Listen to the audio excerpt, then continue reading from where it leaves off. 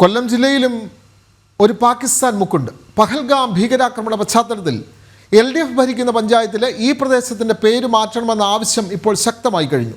എങ്ങനെ ഈ പേര് വന്നു എന്ന് ചോദിച്ചാൽ ആർക്കും വ്യക്തമായ മറുപടിയില്ല. പ്രദേശത്തിൻ്റെ ചരിത്രവുമായി ഒരു ബന്ധവുമില്ലാത്ത പേരാണ് ഇതെന്ന് നാട്ടുകാർ തന്നെ സമ്മതിക്കുന്നു.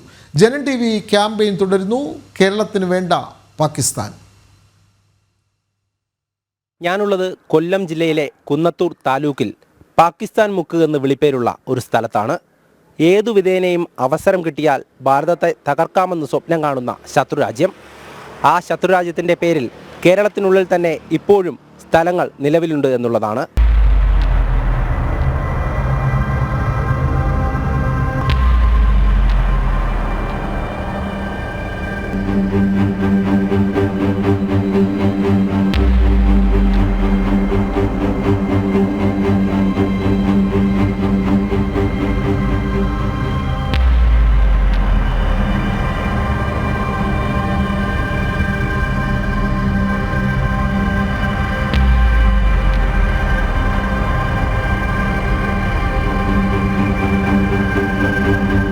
പാകിസ്ഥാൻ മുക്ക് ഗൂഗിൾ മാപ്പിലടക്കം ഈ പേര് കാണാം.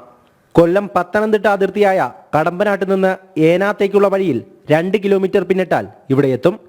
ഐവർകാല പടിഞ്ഞാറ് വടക്ക് വാർഡിലാണ് ഈ സ്ഥലമുള്ളത്.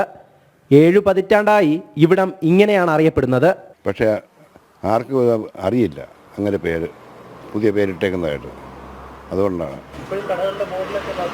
അതാണ് അത് പണ്ടുള്ളതുകൊണ്ട് ഒരു 55 വർഷത്തിൽ കൂടുതലായി പേര് വീണ്ടും തന്നെ. സ്ഥലത്ത് നമ്മുടെ ജനിച്ചോളുന്നതിന് മുമ്പ് നമ്മൾ പാകിസ്ഥാനൊക്കെ എല്ലാവരും ജനിച്ചോളുന്ന 56 വർഷം മുമ്പേ, 60 എനിക്ക് ഓർമ്മ മുമ്പേ, എനിക്ക് 57 വയസ്സുണ്ട്. അതിന് മുമ്പേ ഇങ്ങനെ അറിയപ്പെടുന്നത്. ഇന്നും അത് തന്നെ നിലനിൽക്കുന്നത്. മാറ്റാൻ ശ്രമം ഉണ്ടായിരുന്നു. 1-2 പേര് വേറെ പേരിട്ട് പ്രിയദർശിനി നിന്നിട്ട് പിന്നെ 1-2 പേരൊക്കെ ഇട്ട് അത് ഓരോരുത്തർ വ്യക്തിപരമായിട്ട് പാർട്ടിക്കാരൊക്കെ ഇട്ട് അതൊന്നും നിലവിൽ വരത്തില്ലല്ലോ.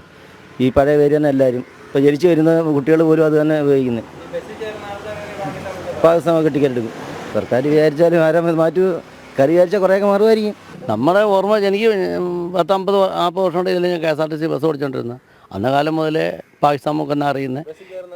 എല്ലാവരും പാകിസ്ഥാൻ മുക്ക് ടിക്കറ്റാണ് ചോദിക്കുന്നത്. ഞാൻ ഡ്രൈവറായിരുന്നു. അന്ന് മുതൽ ഇതിൽ KSRTC ഞങ്ങളുടെ ഫാസ്റ്റൊക്കെ ഓടിച്ചിട്ടുണ്ട്. എല്ലാവരും പാകിസ്ഥാൻ മുക്ക് എന്നാൽ അന്ന് മുതലേ അറിയുന്നത്. ഞങ്ങൾക്ക് അറിവുള്ളൂ. മാറാനുള്ള ചാൻസ് ഉണ്ടോ ഇല്ലയോ എന്ന് നമുക്കറിയത്തില്ല. എങ്ങനെയാണ് പാകിസ്ഥാൻ മുക്കെന്ന പേരുണ്ടായതെന്ന ചോദ്യത്തിന് നാട്ടുകാർ പല രീതിയിലും പ്രതികരിക്കുന്നുണ്ട്. എൻ്റെ ചെറുപ്പകാലം തൊട്ടേ പാകിസ്ഥാൻ മുക്കെന്ന് അറിയപ്പെടുന്നത്. പക്ഷേ പൂർവികർ പറഞ്ഞിട്ടുള്ളത് ഇത് ഇവർ മുസ്ലിംസ് ഇവിടെ വന്ന് ഹിന്ദുക്കൾ താമസിക്കുന്ന സ്ഥലത്തായിരുന്നു താമസിച്ച് അവർ കുറച്ച് കുടുംബമേ ഉള്ളായിരുന്നു. ഇപ്പോൾ ഒരു 100-200-300 കുടുംബത്തിൽ മേളിലുണ്ട്. അങ്ങനെ ഇവിടെ ഇങ്ങനെ പാകിസ്ഥാൻ മുക്കെന്ന് മുസ്ലിങ്ങൾ വന്നതുകൊണ്ടാണ് പാകിസ്ഥാൻ മുക്കെന്ന് പേര്. പ്രദേശത്തെ കച്ചവട സ്ഥാപനങ്ങളിലെ പരസ്യ ബോർഡുകളിലടക്കം എവിടെ നോക്കിയാലും പാകിസ്ഥാൻ മുക്ക്. മറ്റു സ്ഥലങ്ങളിൽ നിന്നും ഇവിടേക്ക് ബസ്സിലെത്തുന്നവർക്കും ടിക്കറ്റ് എടുക്കാൻ പറയേണ്ടി വരുന്നത് ഈ പേരാണ്.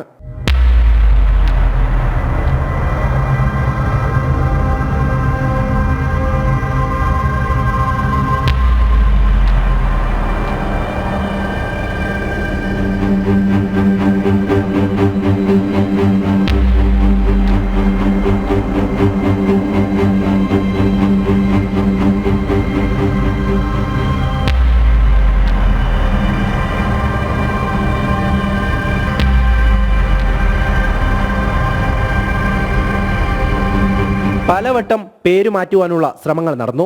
ചില നാട്ടുകാർ ചേർന്ന് ശാന്തിസ്ഥാൻ എന്നാക്കി.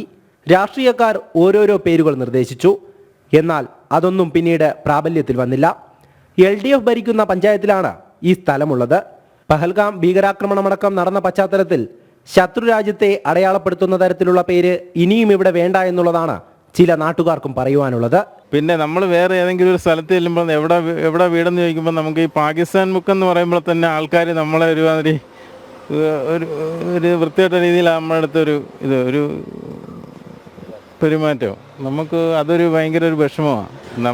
നമ്മളുമായിട്ട് ഭയങ്കര ശത്രുതയിൽ നിൽക്കുന്ന ഒരു രാജ്യത്തിൻ്റെ ഒരു പേരിടുക എന്ന് പറയുമ്പോൾ പണ്ട് ഏതോ ഒരു ബസ്സുകാരനൊരു പേര് പറഞ്ഞെന്ന് വിചാരിച്ച് അതങ്ങ് ഇതായതാണ്. ഇപ്പോഴും അത് നിലനിന്ന് പോവുക. ഇത് എങ്ങനെയും ഒന്ന് ഒഴിവാക്കണമെന്നുള്ള നമ്മളെ എല്ലാവരുടെയും ഒരു ആഗ്രഹമാണ്. പണ്ടുകാലം മുതൽക്കേ പറഞ്ഞ് ഈ സ്ഥലം ഇങ്ങനെയായി മാറി.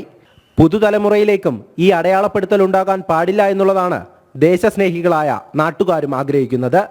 ഇങ്ങനെയൊരു പേര് ഈ സ്ഥലത്തിന് വേണ്ട എന്നുള്ളതാണ് പലരുടെയും അഭിപ്രായം. അതിനുവേണ്ടി പല ശ്രമങ്ങളും നടന്നു. അധികാരികളും മുൻകൈയെടുക്കണമെന്നാണ് നാട്ടുകാർക്ക് പറയുവാനുള്ളത്. ഇതിലൊരു മാറ്റം വരണം.